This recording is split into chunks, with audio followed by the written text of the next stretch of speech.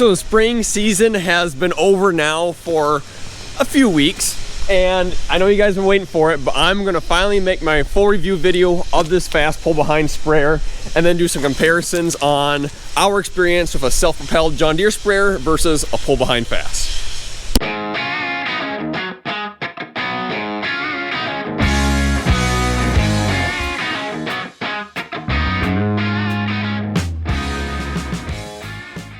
So I'm gonna split this video up into these sections that you see here on the screen, and then I'll have the chapters on the video. So if you want to scroll through the video on the bottom of the screen, you can see what parts of the video lead to what sections. So if there's a certain section that you want to see, you can scroll down below and do that. But before I start going through my list of things that I like, dislike, and all that, I would like to give a quick preface just so none of you guys have a misunderstanding of what's going on here.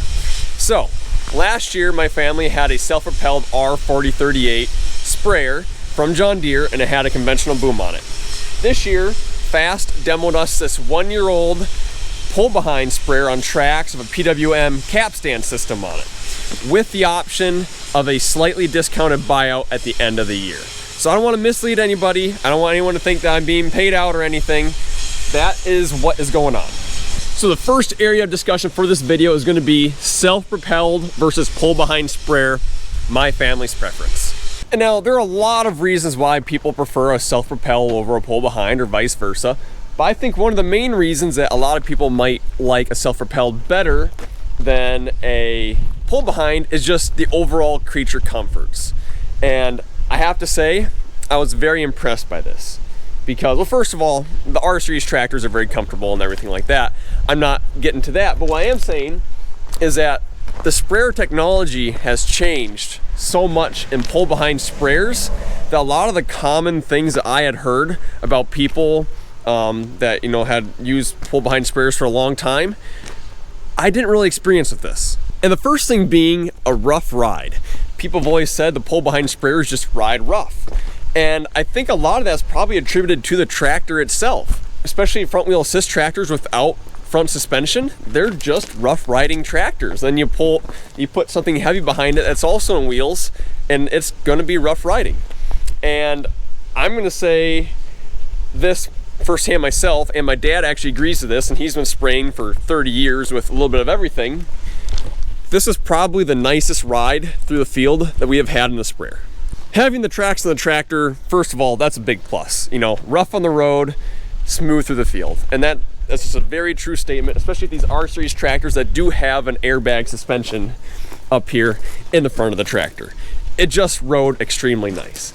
And then the sprayer itself also being on tracks, there was no jumping, no bouncing. It held its line through the field extremely well, and it didn't jerk the tractor at all. The hitch is built nice and tight, and going from forward to back, it never felt like you were jerking that sprayer. It was always a nice, smooth transition. In our old John Deere self-propelled sprayer, there was a lot of seat bouncing, and the seat did a lot of the work, you know, the air ride seat. But if you were in the buddy seat, it was a rough ride. And I rode quite a bit in the buddy seat in this tractor, especially when we first started, because my dad was the first one to drive it and I was learning. And I did not have the same experience that I did sitting in the buddy seat of the self-propelled sprayer. However, one of the creature comforts in a self-propelled sprayer that you do not get in a pull-behind sprayer is that nice hydrostatic joystick.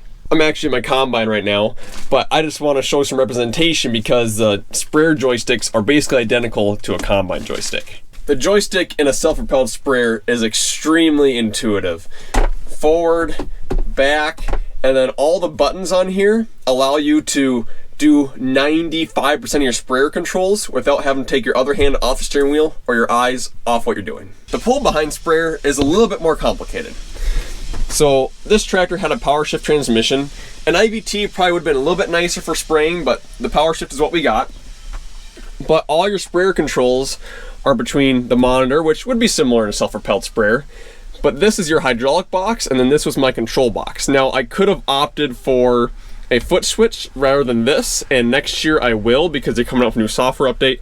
I'll get into that later, but this is not as intuitive as a hydro handle. This hydraulic box, it works, but I think it maybe could have been designed a little bit better especially like if I was going through a waterway or ravine and I wanted to take over my auto boom height, I want to like raise it one boom up, I'd have to come over here and I'd have to figure out, try to remember which switch did what, and then I'd have to hit it while trying to slow down. So I'd have to reach down here, slow down, then reach over here, find the right switch, raise it, lower it, whatever.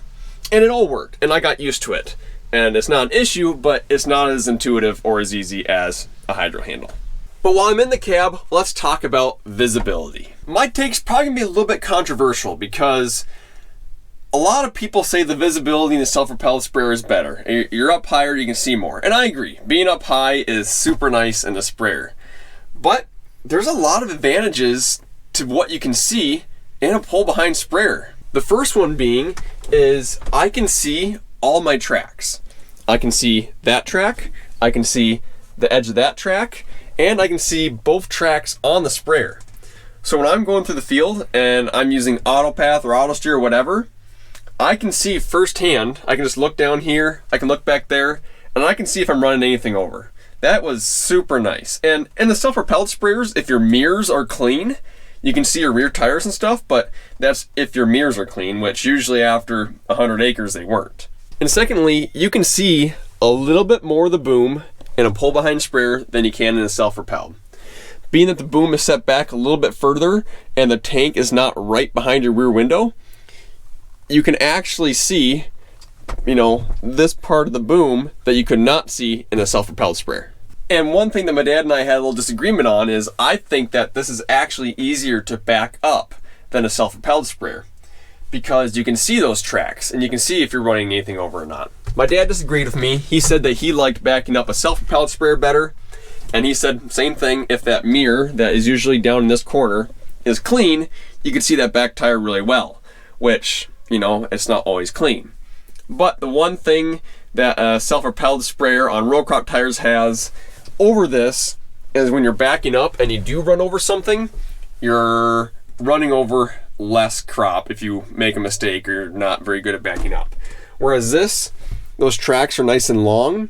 If you get those things going at an angle, they will start running over a lot of beans. And then if that's not straight, the tracks on this are not straight. So you're just running over a ton of crop if you're not backing up straight. But you're able to see right away if you're not backing up straight. So kind of a flip of the coin there. Another thing that's at a slight disadvantage to the pull behind sprayer is crop clearance. Now, crop clearance is not that big of an issue to us personally because we have two John Deere 6000 high cycle sprayers that we do all of our high clearance spraying with. But we do spray fungicide in soybeans with this sprayer, and it did a good job. Our soybeans were fairly tall this year, and driving by now a couple weeks later, you can't tell where I was at all.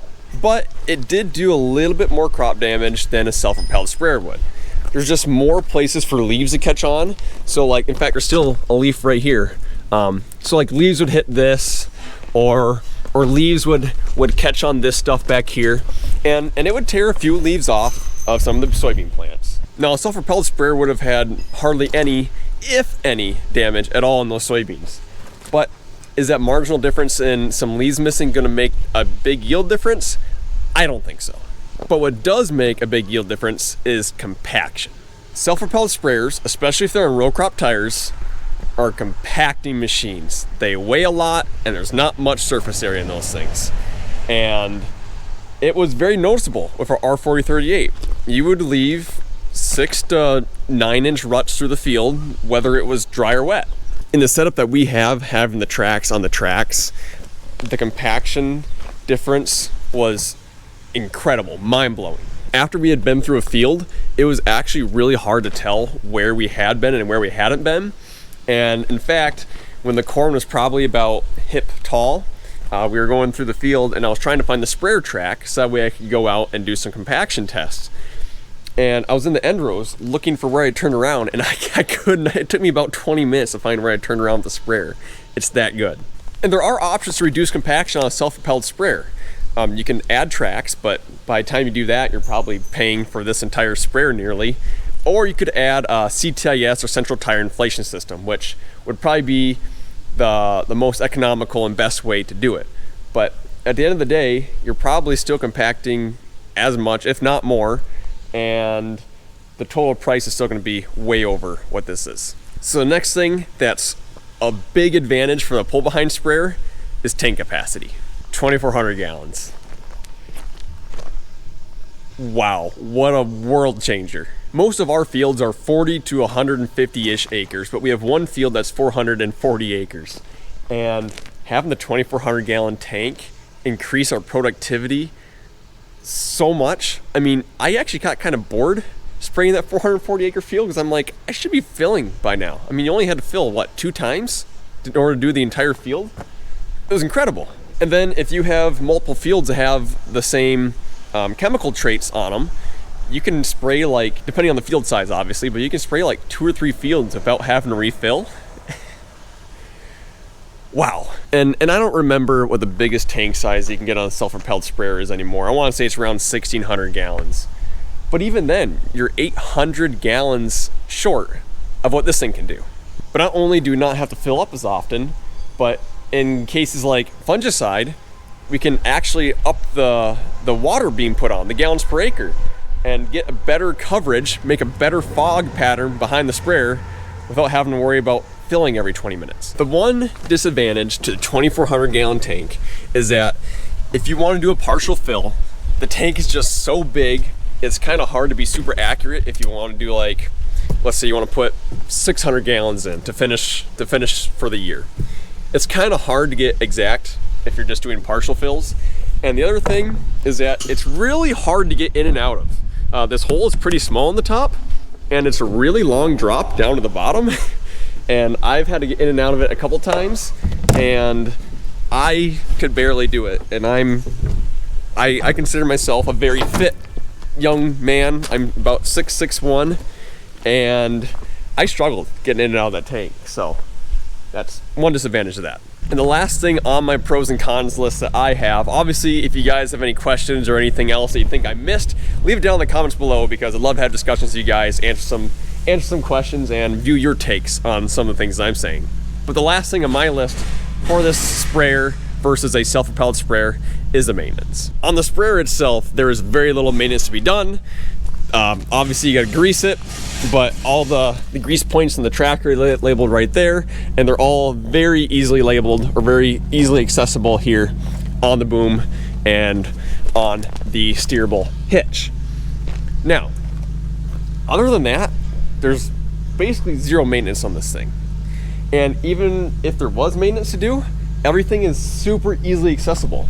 All the hydraulic lines just run underneath here. All the plumbing just right here.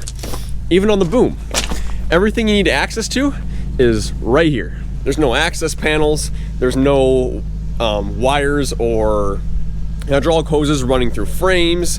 There's nothing being clumped together way above your head. It's all right here, super easy to work on. And then you don't have a drive system to maintain. Obviously you have the tractor, right? You got to maintain the tractor, but the other advantage to having a pull-behind sprayer is that I can unhook this, hook this up to a chisel plow, and go do tillage in the fall, where you can't do tillage with a sprayer. It doesn't work very well. So now I'm gonna move into my next section, talking about the sprayer itself, the pros and the cons. Now, a lot of the pros I've already covered in the previous part of the video here, but one of my favorite things about this sprayer is a steerable hitch. This thing is awesome, and if you get a tracked sprayer, I would not order one without it. First of all, it just makes turning this thing around a lot easier. It's not putting as much stress on these tracks. It's kind of turning with the tractor rather than twisting those tracks. And then secondly, when you turn around on headlands, it keeps the tracks of the tractor and the tracks of the sprayer in the same path. So rather than making 4 lines through your end rows, you're only making 2 lines where you're actually running over crops. So you're actually running over less crops with this than you would be without it, or even a self-propelled sprayer that's only 2-wheel steering. It also helps compensate for side hills, and it just does a really good job of keeping that sprayer in the rows. Secondly, I really like the boom that Fast put on the sprayer. It is heavy duty to the moon, and it folds like this rather than like this, which is a power line hazard, You know, people have hit power lines with these sprayers, but if you're careful where you unfold it, having the hinge go up rather than sideways actually makes this spray boom a lot stronger than it would be otherwise. The one thing that John Deere has that seems that not many other people can figure out is they have all their nozzles protected underneath, like between two different beams, so that way if you hit something in the front or the back, you're not going to wreck those nozzles. This sprayer does a really good job of protecting it from the front. If you hit anything from the front, nothing's going to break unless you like hit your NORAC sensor. But if you are backing into a corner and let's say there's like a road sign, you can break one of these things off pretty easily. Ask us how we know. And this sprayer does have the optional fence road nozzle, which is really nice. And this one has a NORAC auto boom leveling system. I believe the new ones have a Raven system of some kind. I don't have any experience with the Raven one, but we were very impressed with the NORAC system that is on this particular sprayer. As long as you slow down enough going through like ravines, we didn't have any issues with boom slamming on the ground. It was only when I wasn't going slow enough where we had issues with boom sitting on the ground. Now, not everything about our experience with this sprayer this year was sunshine and rainbows. We did have some issues. The first one being is this electronic tank level sensor. So in the tank, Fast has this rod that has a magnetized level on it. And they claim it doesn't matter what orientation the sprayer is at, that you'll be within 2% of the actual level of the tank. Editing Carson here. I had a clip that got accidentally deleted. Basically, that level sensor at the beginning of the year when we first started spraying, the first partial tank that we had to do, we used that level sensor to get the level of the tank as close as we could so that way you could hopefully get an empty tank when we get done spraying. And we were like 100 some gallons off, and we're like, what the heck? So we found out pretty quick that that electronic level sensor was extremely inaccurate. And then about halfway through post spraying, it actually just stopped working altogether. Like it literally just showed 0 at all times. So then we were starting to use the physical sight gauge to manage how much liquid we were putting in the sprayer, which worked pretty good until the top of it just cracked off. And then it was held together with vice grips for a bit. And then they came out, they put the new sight gauge on, but they put the wrong sticker on it. So this is actually, it's accurate up to about like 300 to 600 gallons, and after that it's not accurate at all. So at the end of the season, we were just completely guessing how much liquid was actually in the sprayer. And now the John Deere self-propelled sprayer, and I'm kind of getting back into comparisons, but oh well, that had the flow meter on it on the side of the sprayer, and you could be within 5 to 20 gallons every single time. The first time we tried to use that electronic eye, or that electronic gauge, whatever it was called, we did a partial fill and we finished the field, and we're like, why is there 150 gallons left in the sprayer? And we like rechecked our math, like rechecked the acres, like no, there should be 0 gallons left in the sprayer. So that's something that I think that Fast should implement. I think they should put a flow meter on there rather than that electronic sight gauge. We're probably going to try and figure out a way to either put a flow meter on the sprayer itself or put one on our tender truck, just so we know how much water is actually being put on the sprayer. Another problem that we had was with our steerable hitch. Now, nothing actually went wrong with the steerable hitch itself, but if you come underneath the sprayer, there is this sensor right here, which I believe senses how much water is in the tank, or how much pressure is being put on that sensor. And I'm not 100% sure about this, but I believe the reason they do that is so they know how full the tank is, so like when they're trying to figure out how to compensate for a side hill, they know how much pressure is being put down the sprayer. That pressure sensor went out and it started doing a couple funny things. We were able to disable that pressure sensor in the monitor, so we're able to just drive it normally, and steerable hitch still worked until we got that sensor replaced. So pretty minor thing, but it did happen. Another issue that we had was on the back of the boom, there is this hydraulic control box right here with all the solenoids and everything on it. We had, through the year, we blew 2 O-rings on it, not that big of a deal. It was just taking it out, putting a new O-ring on it, putting it back in. They did have a fix where they started putting Loctite in all these to try and prevent anything else from happening, and Cody thought that this one had the fix done to it already, but we're still blew 2 O-rings. So that is a slight issue. It's super like you can see the oil dripping back there when it happens.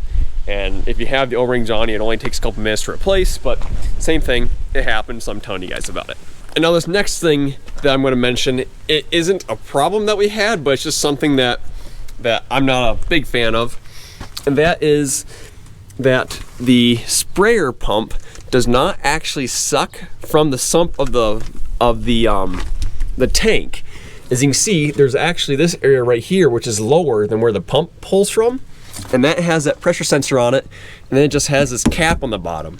So if you want to completely drain your sprayer, you have to actually pull this cap off, which I just think is an inconvenience. I'm sure there's a way or a reason that they do it this way, but to me, it would just make a lot more sense if they were pulling from the lowest part of the tank.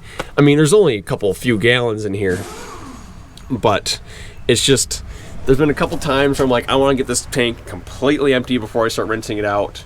And you got to come out here with your screwdriver and you got to take this cap off, and there's no valve, so you take it off and it starts splattering all over you.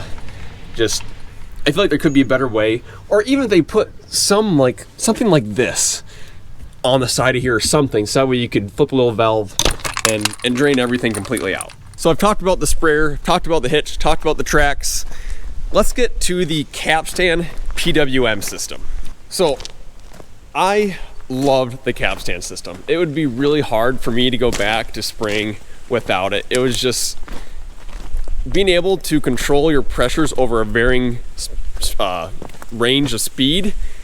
So nice, especially when you have a power shift transmission and you can't build up speed super fast. Being able to hold that pressure, super nice. So a quick little what a PWM is for those of you guys who might not know. Rather than just having a tube which then goes to a sprayer nozzle, these has these electronic solenoids in here which run a plunger which actually pulses these nozzles. I believe these are either 10 or 15 hertz or pulses per second. I don't remember, but it pulses these nozzles, and that allows it to maintain a pressure and a rate over varying speeds. Now there's a lot of YouTube videos out there or articles that go really in depth on how these things work and the advantages of it. But I'm just gonna talk about the things that I noticed different that I really liked about it. First of all, when I backed into a corner and I needed to start spraying while I started moving, on a typical conventional sprayer, you need to build up speed as fast as you can so that way you can get your pressure up to where you need it. This wasn't really that big of an issue because most of the time, the low end of my speed range was like 5-6 miles per hour, 4 to 6, and it was going up to like 15 to 18 miles per hour.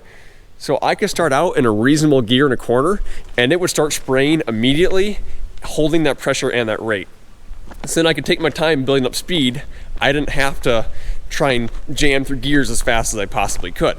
And then going around farm places and acreages was super nice with this, because in the cab, on the monitor, I could just say I want to lower my pressure from 45 to 30 PSI. It would increase that droplet size, and then I could go around my landlord's place, for example, and not smoke out their garden. And something that I didn't learn about the Capstan system until after we got done spraying is that you can actually create profiles where you can make your last 3 nozzles spray 10 to 30% more than the rest of your sprayer.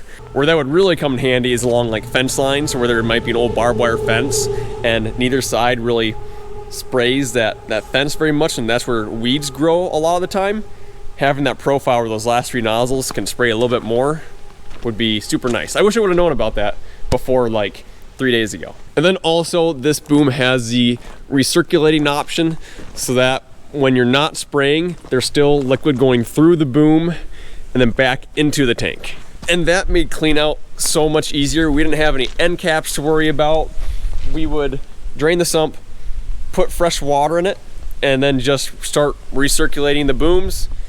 dump out the fresh water, put more fresh water in it, do another rinse, and by that time the booms were already nice and clean.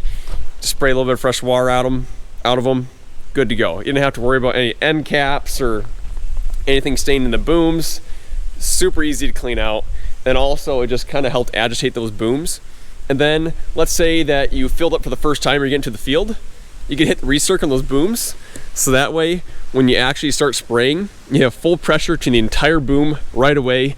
You don't have any Christmas tree effect where it starts spraying in the middle and then slowly goes towards the outside. No, none of that. Just entire boom right away. And then with the PWM system, you also get turn compensation.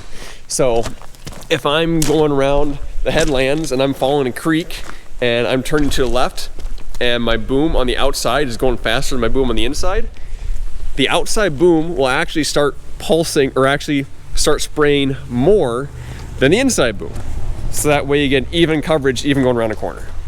But the Capstan system wasn't all sunshine and rainbows either. We did have a couple of issues. A couple of them were kind of self-induced just because we didn't really know what we were doing, but a couple weren't. So here is the Capstan page on the monitor. Now, section control would not work correctly unless every time you started the sprayer up, you went here and you hit this purge button and you let it spray for a few seconds and then you turn the purge off. And sometimes you had to do that twice. What would happen is, let's say, there's one time I can think, that's a good example, where I had my tank set to the rinse tank and not the main tank, and I started going down the field. So I made it like 100 yards and I'm like, oh crap, I'm just spraying water on my rinse tank right now. So I turn the sprayer off, I turn around, I go back to restart, and I turn section control off, so that way I can respray what I just had coverage on. And would not spray. When I got into the field, I didn't hit that purge button and it wouldn't spray with section control turned off, even though when section control's turned off, it's supposed to spray no matter what. So they do have a software update where they claim they fixed that, but that was just one of the issues. That same thing, not that big of a deal, but every time you got in the sprayer, you had to remember to hit this button, hit the purge button, and it's just one of those inconveniences that shouldn't have been an issue. And actually, right when we got the sprayer, we had an issue. Underneath this cover right here, there's some sort of computer board or circuit board or something, and we kept having issues with the sprayer or the Capstan system just disconnecting from the isobus altogether. And this is before we actually got out in the field. And Capstan came out, they spent about 2 days on the sprayer, and they finally figured out that it was that main board. And they were super awesome about it. They came out, they did it, they didn't charge us. Fantastic support there. But for some reason, the Bluetooth went out on the new board like mid-season. So there's an app on your phone where you can individually go through the nozzles, or you can go through sections, and you can stand behind the boom and you can make sure all your nozzles are working. Awesome concept. You just pull out your phone, use it, but that Bluetooth board went bad, and now they're gonna have to come out and replace this thing altogether anyways again. So, I mean, they're being super nice about it, they're being awesome about it, but that is an issue we had. And then after the Bluetooth went out, we learned that they have these little radio like key fob things, and I don't even care about Bluetooth anymore. This works so much better than the Bluetooth ever did. I don't know why I never knew about this to begin with, but yeah, if you get one of these things and they start talking about Bluetooth, say I don't care about the Bluetooth, get one of these key fobs, you'll like it so much better. And in the last video I made of this sprayer where I was spraying fungicide, I was talking about some issues that I was having with the sensors and the monitor, and it was beeping at me. We figured out what that was. That was actually the previous owner's fault. Fast. Where is it? Right here. There is a filter that filters out the water before it gets to the solenoids and the plungers in this PWM system.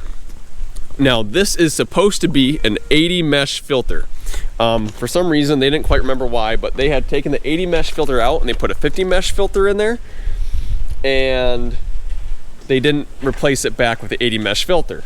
Now, our water is just straight well water, and it has quite a bit of sand in it.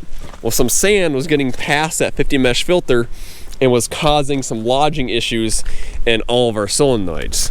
So that was the issue with that. In the last video when I was complaining about it, it wasn't a capstan issue. It was just some miscommunication and stuff on what filters needed to be in here and some assumptions that were made that probably shouldn't have been made. And yeah, so if it actually still has a 50 mesh filter in it right now, but we put the 80 mesh filter back in it, and we spray. He said within a half a tank it should clear itself out and you shouldn't have any more issues. So that was the issue with that. So personally, I love the capstan system. My family loved the capstan system, but you know, it's not for everybody. I have a neighbor that's pretty close to me that just ordered a new fast sprayer, very similar to this one, but they went with a conventional boom. And when I asked him why, he just said, I just don't want stuff that can go wrong. He said, you put 72 sections of electronics on here, so that's just a lot of points for something to go wrong. And you know, even though this system, you know, has lots of hours on it, like they tested it, like it's a very good system, he's not wrong. I mean, more electronics usually means more problems. So is it for everyone? No, but I really liked it. And you know, I sometimes do think, like when I was having the issues with those pulsing nozzles, he would have been going.